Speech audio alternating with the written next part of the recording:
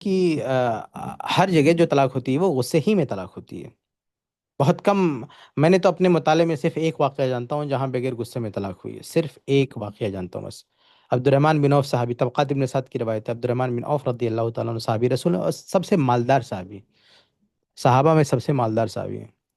ابھی کل ہی مجھے میری کسی سے بات ہو رہی تھی کسی خاتون سے طلاق کے مسئلے میں، تو ان کا ایسا سمجھنا تھا کہ بھئی اگر آدمی اچھا ہے تو طلاق کی نوبت نہیں آئے گی. میں نے کہا ایسا نہیں ہوتا. دیکھیے عبد الرحمن بن عوف رضی اللہ عنہ نہ صرف اچھے ہیں بلکہ جنت کی سرٹیفکیٹ ہاتھ میں ہے، اور پیسے میں بھی سب سے آگے، مال میں سب سے آگے، عبادت میں بھی آگے، تقوی میں بھی آگے، سب کچھ. لیکن بیوی کہہ رہی مجھے آپ کے ساتھ نہیں رہنا.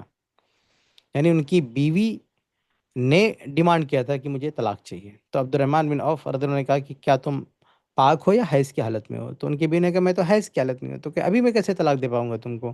تم پاک ہو جانا تو مجھے بتانا.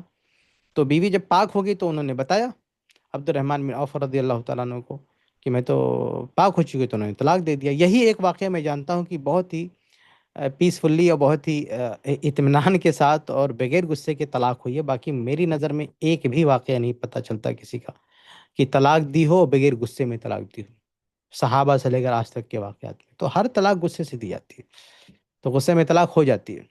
اور جو واقعہ میں نے بتایا نہ ہونے کی، وہ لاکھوں میں کوئی ایک ہو سکتا ہے.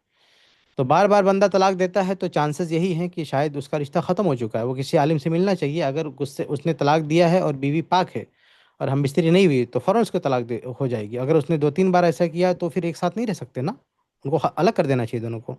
وہ کسی قیمت پہ ایک ساتھ نہیں رہ سکتے. اگر 3 بار ایسا ہو گیا تو 3 بار اگر ایسا ہو گیا ہے تو وہ ایک ساتھ کسی صورت میں نہیں رہ سکتے. وہ ہمیشہ کے لیے ان دونوں کو الگ کر دینا چاہیے.